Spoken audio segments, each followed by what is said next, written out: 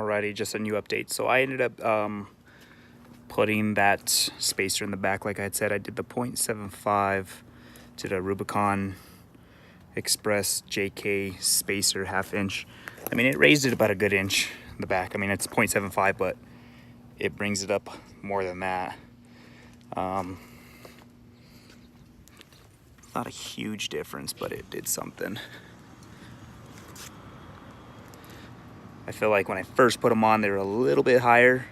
Of course, it settles, but it brings it, you know, it's not level.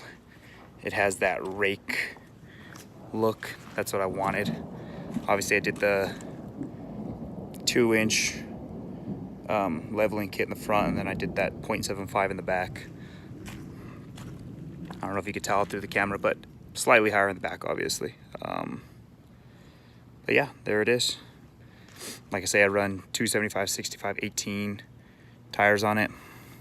0.75 spacer in the back, 2-inch in the front.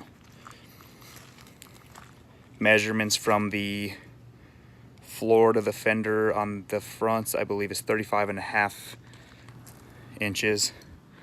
Then we got 36.5 in the back. Yeah, there it is. Thanks for watching.